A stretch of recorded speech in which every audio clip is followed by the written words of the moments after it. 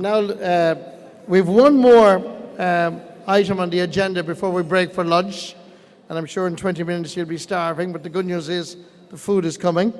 Delighted to introduce Martina O'Moore from Clann Credo community.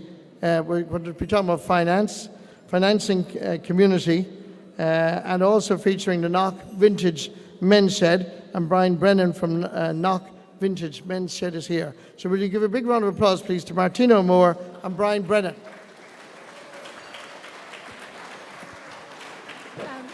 Hello, everybody. I hope you can hear me okay. I'm absolutely delighted to be here today, and a big thank you to Enda and Ben and everybody here. This is, can you hear me okay? Yeah.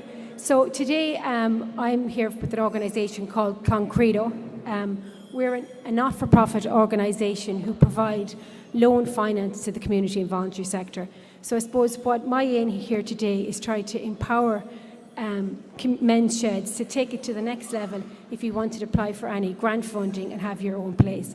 I'm not going to go through, I know everyone's getting really hungry now at this point.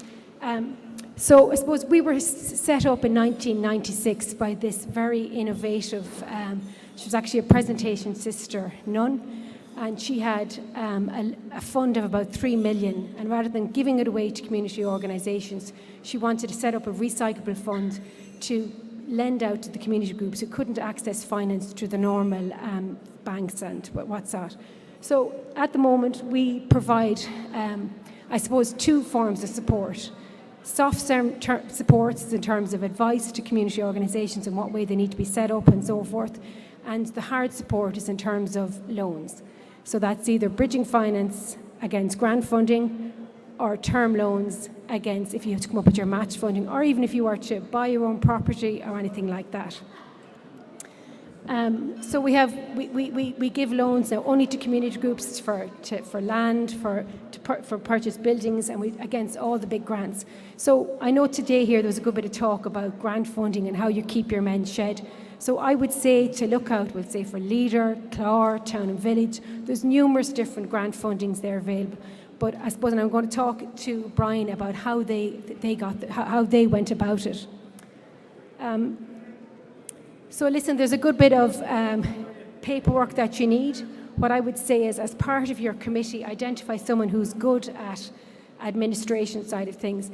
And if you don't have somebody on your committee like that, look for help from either your, other people in the community who you think that might have previous experience, and that might be someone in another organisation, even someone in the GA or some other organisation in your town or village. We've funded numerous different projects around the place. These are just a few examples. We've got co-working facilities, community centres, astroturfs, enterprise centres. We've got Kilcormac, just close to us here, Kilcormac Community Centre. They've got a brilliant bicycle hub and a remote working facility. So numerous facilities throughout the country. And we are located all over the country. We've got region managers in each area. A few more examples, like community halls, community gardens, and these are all funded through the various different grant providers. Now, this is a very special organisation. I'm delighted to have Brian here beside me. Knock Vintage Men's Shed, which is located outside Abbeyleix in County Laois, in a place called Spink, is that right? That's correct. That's right, in County Laois. So they were originally, and Brian, I'm going to let you talk here now as well. They were originally, Brian, I'll let you do some talking. Thanks, Martina. We were originally a group set up we set a group up to build a school, and that then morphed into a vintage club, which then in turn we went to becoming a men's shed. So our mission then was to create a permanent home for the men's shed.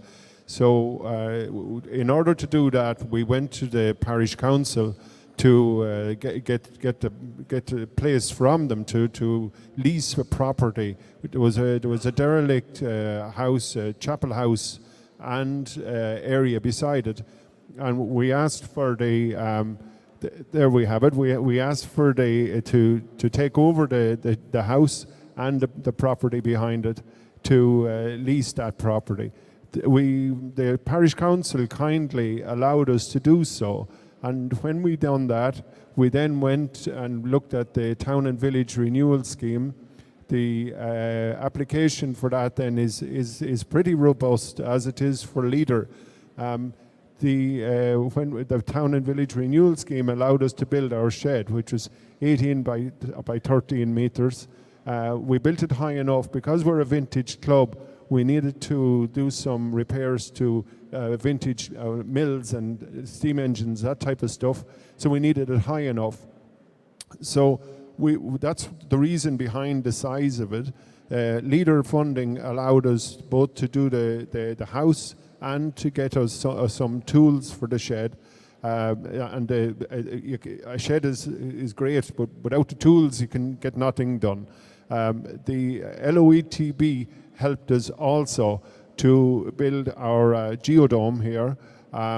So that was an amazing thing to get to do, and we got some funding to do to buy some computers. We're going to start computer classes in January to teach the likes of me who are kind of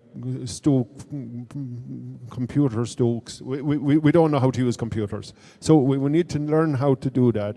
So all of these things, Clár helped us then to develop the actual ground and to get some equipment into the chapel house and into the shed. All of these things are great. The funding is there, and it's on the outside. It's very clear, but the job of applying for the funding is the position that everybody finds most difficult. And then when you get through that, you have to spend it to get the funding. So Martina and Clann Credo then stands in to get the bridging funding that's necessary, and that's the key piece to everything. Without the cabbage, there's nothing. You can do nothing without money. But it's to get that, to get your paperwork done is really robust and really time-consuming. And just to roll back a small bit, when we built that shed, we also had to get planning permission.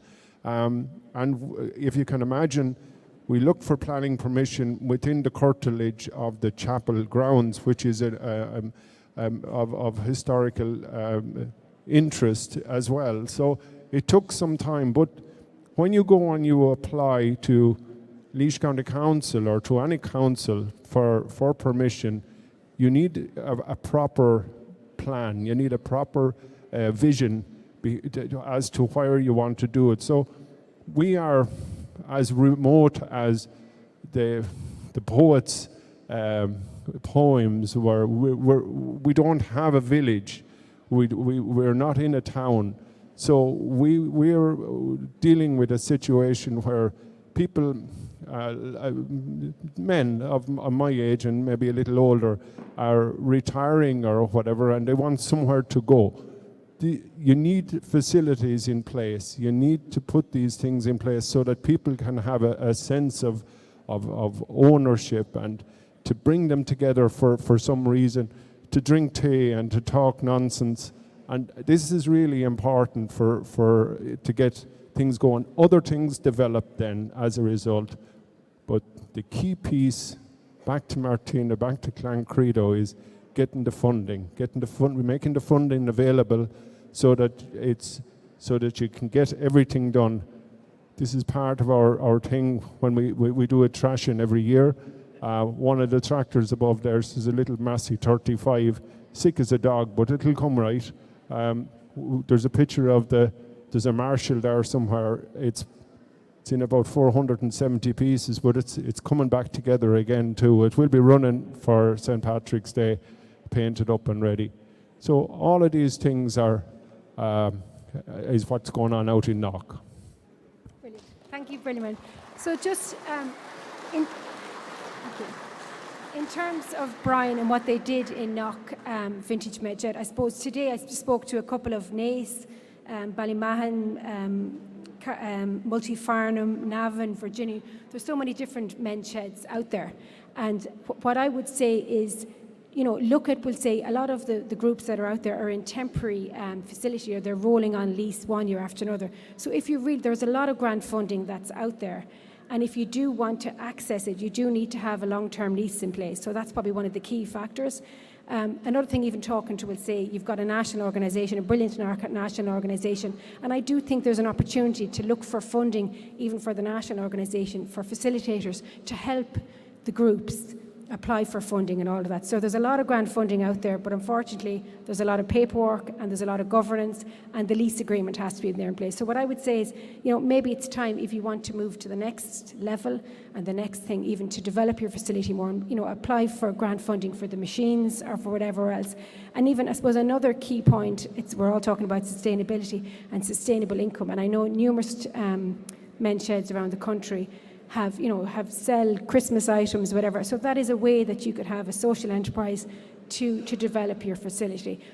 I'd be delighted to talk to any group, and even to ask Brian so many more questions. And I just say this is a fantastic day here today. I'm absolutely delighted to be a part of it, and I wish all of you were. The energy in the room is just fantastic. Thank you very much.